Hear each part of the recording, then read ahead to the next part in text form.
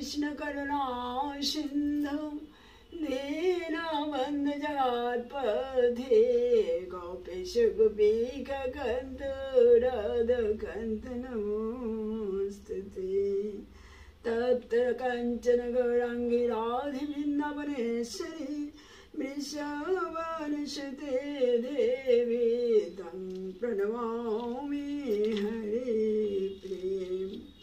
जय श्री राधे। আমি এখন শ্রীমদ্ ভাগবতের তৃতীয় স্কন্ধের ত্রয়োবিংশতি অধ্যায় থেকে পাঠ করছি। দেবহূতির অনুতাপ।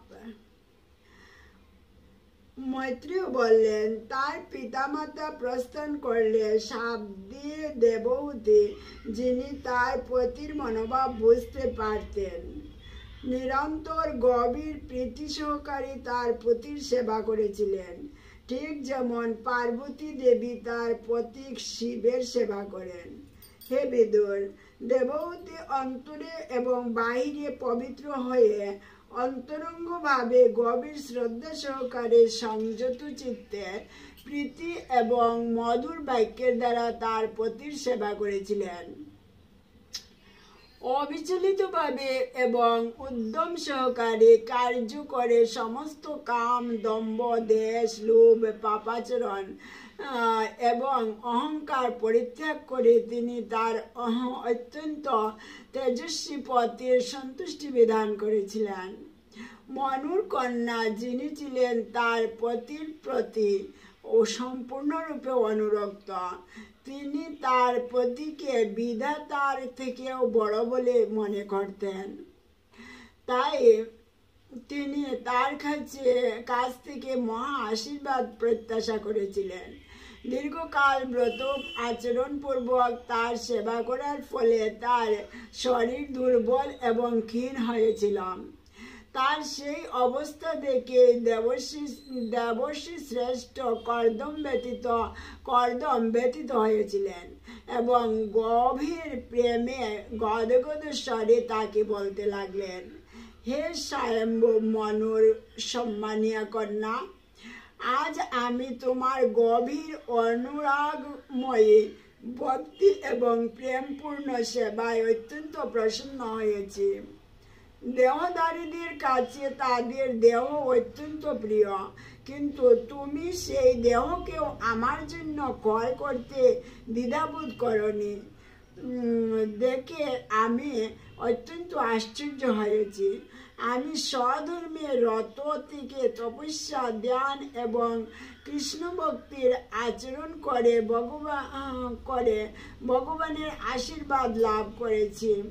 তুমি যদিও ভয় এবং সুখ রহিত এই উপলব্ধিগুলি এখনো অনুভব করিনি,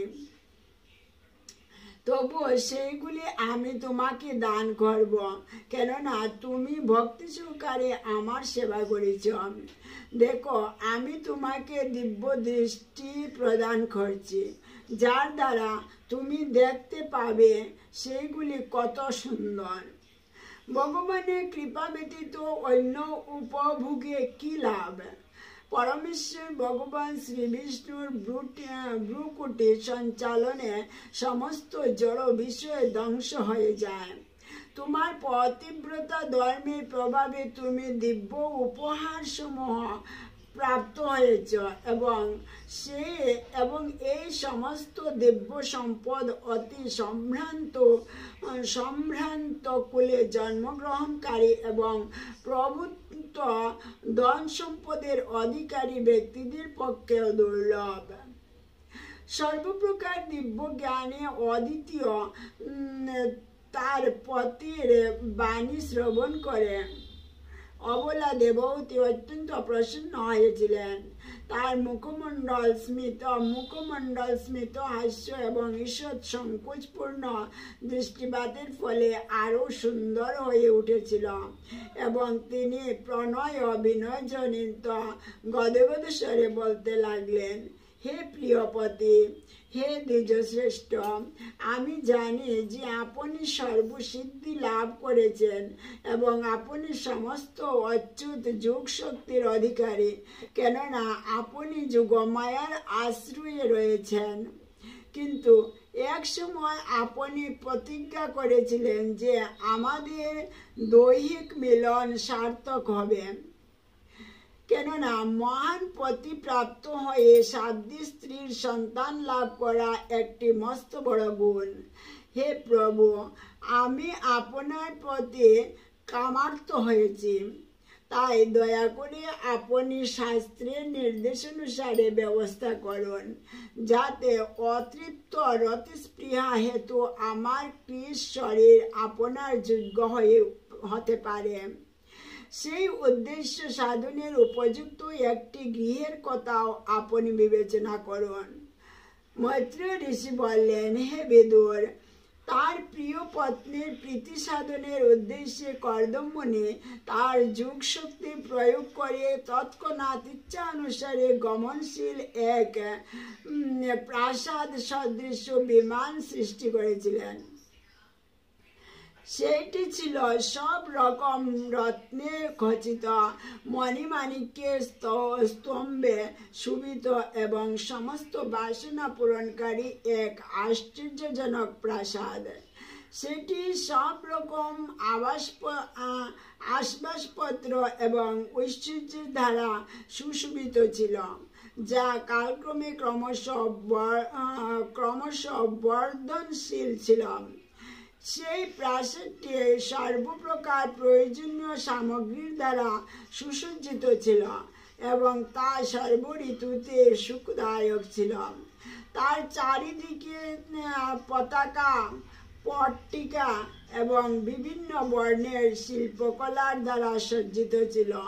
তা সুন্দর পুষ্পমালায় সুসজ্জিত ছিল, যার প্রতি আকৃষ্ট হয়ে মধুকরেরা গুঞ্জন করছিল এবং তা দুকুল, কৌম, কৌশেয় প্রভৃতি নানাবিধ বস্ত্রের দ্বারা সুসজ্জিত ছিল।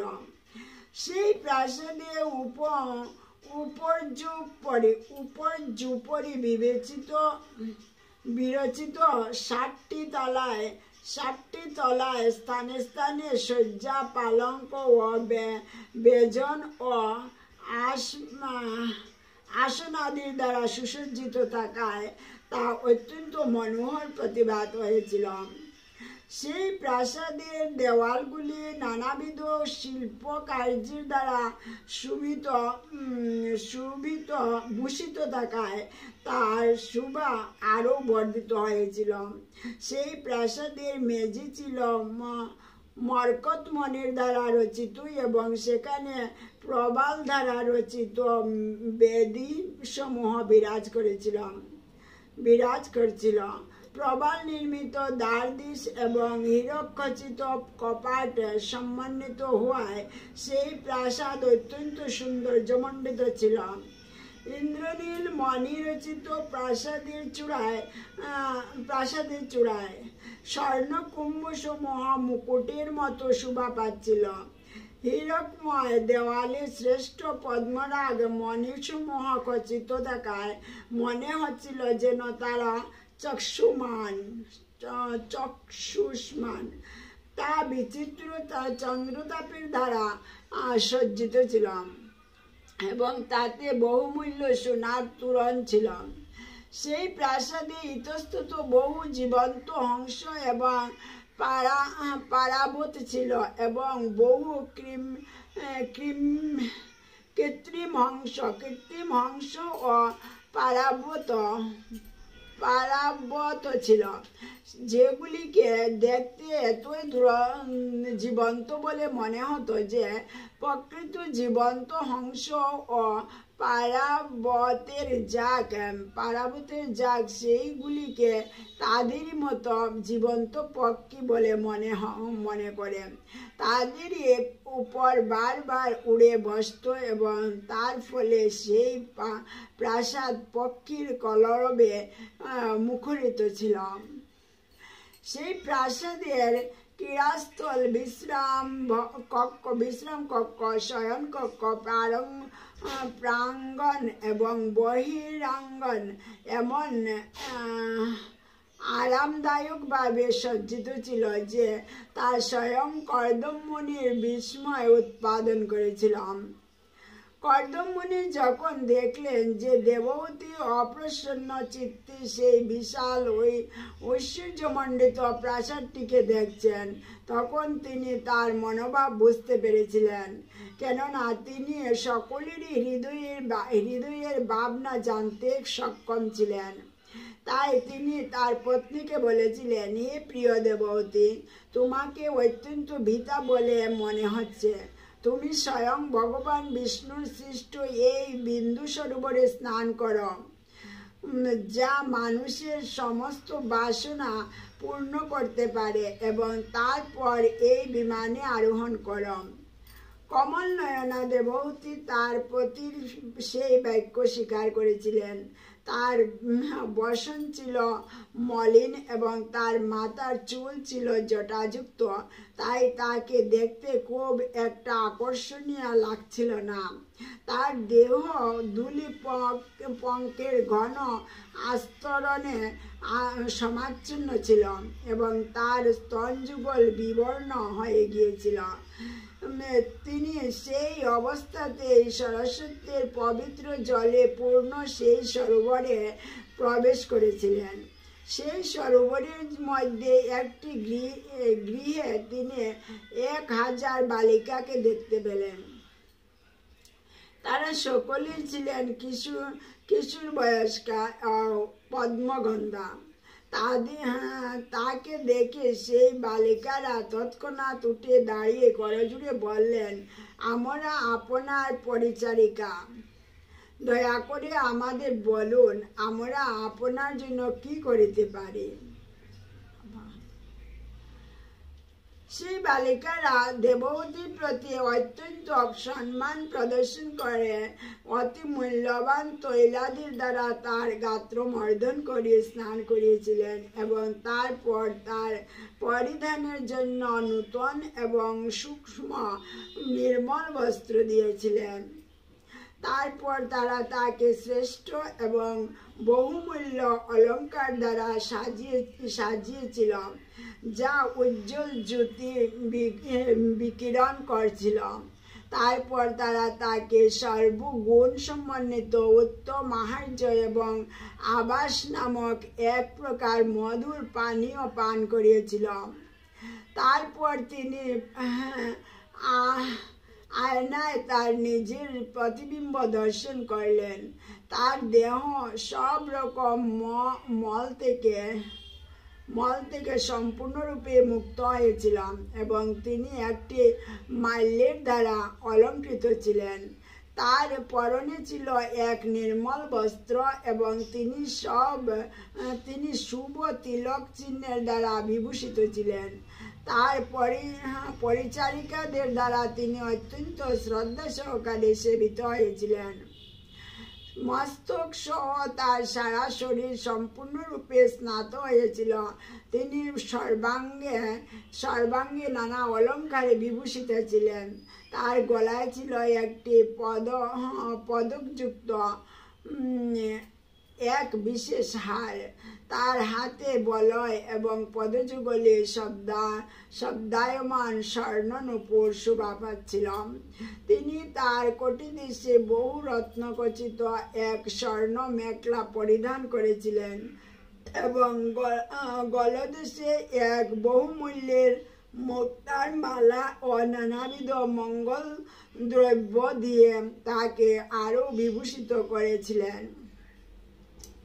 তার মুখমণ্ডল সুন্দর দন্ত এবং মনোহর ভ্রুযুগলের দ্বারা উদ্ভাসিত ছিল। তার সুস্নিগ্ধ ও অপাঙ্গযুক্ত নেত্র পদ্মকলের সৌন্দর্যকে পরাস্ত করেছিল। তার মুখমণ্ডল কুঞ্চিত কৃষ্ণ ও কেশ দামে আবৃত ছিল। যখন তিনি ঋষিদের মধ্যে অগ্রগণ্য তার পরম প্রিয় পতি কর্দম মুনিকে স্মরণ করেছিলেন, তখন তিনি তার পরিচারিকাগণ সহ তৎক্ষণাৎ তার মস্ত সমক্ষে উপস্থিত হয়েছিলেন। তার পতির সমক্ষে সহস্র পরিচারিকা আবৃত্তা হয়ে এবং তার পতির যোগ শক্তি দর্শন করে তিনি বিস্মিত হয়েছিলেন। কর্দমমুনি দেখলেন যে দেববতী স্নান করে নির্মল হয়ে এমন সুন্দরভাবে শোভা পাচ্ছিলেন যে তিনি যেন তার পূর্বের পত্নী নন, তিনি তার পূর্বের রাজকন্যার মতো সৌন্দর্য ফিরে পেয়েছিলেন। অত্যন্ত সুন্দর বসনে আবৃত তার মনোহর কোচ যুগল শোভা পাচ্ছিল এবং 1000 বিদ্যাধরী তার সেবা করার প্রতীক্ষা করছিল। হে শত্রুহারি, পত্নীর প্রতি কর্দমমুনির অনুরাগ তখন বর্ধিত হয়েছিল এবং তিনি তাকে সেই প্রাসাদোপম বিমানে আরোহণ করিয়েছিলেন। বিদ্যাধরীগণ কর্তৃক সেবিতা প্রিয়তমা পত্নীর প্রতি আপাত দৃষ্টিতে আসক্ত হলেও কর্দমমুনির মহিমা লুপ্ত হয়নি, যা ছিল তার আত্মসংযম। সেই প্রাসাদ সদৃশ্য বিমানে কর্দমমুনি পরিচারিকাগণ কর্তৃক পরিবেষ্টিত হয়ে শোভা পাচ্ছিলেন, ঠিক যেমন আকাশে কুমকুম প্রকাশক চন্দ্র তারকা বেষ্টিত হয়ে শোভা পায়। সেই প্রাসাদোপম বিমানে তিনি মেরু পর্বতে প্রমোদ উপত্যকায় ভ্রমণ করেছিলেন, যা কাম উদ্দীপক শীতল সুগন্ধিত মন্দ বায়ুর প্রভাবে আরো অধিক সুন্দর হয়েছিল। সেই সমস্ত উপত্যকা দেবতাদের কুশাধ্যক্ষ কুবের সুন্দরী রমণীগণ পরিবৃত্ত হয়ে এবং সিদ্ধদের দ্বারা বন্দিত হয়ে সাধারণ আনন্দ উপভোগ করেন। কর্দমমুনি ও তার পত্নী ও সুন্দরী রমণীদের দ্বারা পরিবৃত হয়ে সেখানে গিয়েছিলেন এবং বহু বছর ধরে আনন্দ উপভোগ করছিলেন। তার পত্নী কর্তৃক সন্তুষ্ট হয়ে তিনি সেই বিমানে কেবল মেরু পর্বতে নয়, বৈশ্রম্বক, সুরসন, নন্দন, পুষ্পভদ্রক ও চৈত্ররত্ন প্রভৃতি উদ্যানে এবং মানস সরোবরে আনন্দ উপভোগ করেছিলেন। বায়ু যেমন অপ্রতিহতভাবে সর্বত্র বিচরণ করতে পারে, ঠিক সেইভাবে তিনি বিভিন্ন লোকে বিচরণ করছিলেন। তার সেই অত্যন্ত শ্রেষ্ঠ দীপ্তিশালী এবং ইচ্ছানুসারে গমনশীল বিমানে চড়ে তিনি যখন গগনমার্গে বিচরণ করছিলেন, তখন তিনি দেবতাদেরও অতিক্রম করেছিলেন, যারা পরমেশ্বর ভগবানের শ্রীপাদ পদ্মের শরণ গ্রহণ করেছেন। সেই দৃঢ় সংকল্পচিত্ত ব্যক্তিদের পক্ষে কি কোনো বস্তু দুর্লভ হতে পারে? তার শ্রীপাদ পদ্ম সংসার বয় নাশকারী গঙ্গার মতো পবিত্র নদীর উৎস। তার পত্নীকে বহু আশ্চর্যে পূর্ণ ব্রহ্মাণ্ডের বিভিন্ন মণ্ডল প্রদর্শন করিয়ে মহাযোগী কর্দমমুনি তার নিজের আশ্রমে প্রত্যাবর্তন করেছিলেন। তার আশ্রমে ফিরে এসে তিনি রমণ উৎসুকা মনোকন্যা দেবহূতিকে রতি সুখ প্রদান করার জন্য নিজেকে 9 রূপে বিভক্ত করেছিলেন। জয় শ্রী রাধে। এইভাবে তিনি তার সঙ্গে বহু বৎসর ধরে আনন্দ উপভোগ করেছিলেন, যা তার কাছে এক মুহূর্তের মতো প্রতীত হয়েছিল। দেবতীও সেই বিমানে রমণীচ্ছা বর্ধনকারী পরম উৎকৃষ্ট সজ্জায় তার অত্যন্ত রূপবান পতির সঙ্গে রমণতা থাকায় তা কত সময় যে অতিবাহিত হয়ে গিয়েছিল তা বুঝতে পারেননি। সেই দম্পতি যখন কাম সুখের জন্য অত্যন্ত লালায়িত হয়ে রমণ সুখ উপভোগ করেছিলেন, তখন 100 শরৎ ঋতু অল্পকালের মতো অতিবাহিত হয়েছিল। শক্তিশালী কর্দমমুনি সকলের মনের কথা জানতেন এবং তিনি সকলের বাসনা পূর্ণ করতে পারতেন। আত্মতত্ত্ববিদ কর্দমমুনি দেবহূতিকে তার অর্ধাঙ্গিনী রূপে বিবেচনা করেছিলেন। নিজেকে নবদা বিভক্ত করে তিনি দেবহূতির গর্ভে 9 বার বীর্যপাত করেছিলেন। তার ঠিক পরে সেই দিনই দেবহূতি 9টি কন্যা সন্তান প্রসব করেছিলেন। সেই কন্যারা সকলেই ছিল সর্বাঙ্গ সুন্দরী এবং তাদের দেহ থেকে রক্তপদ্মের সুগন্ধ নির্গত হচ্ছিল।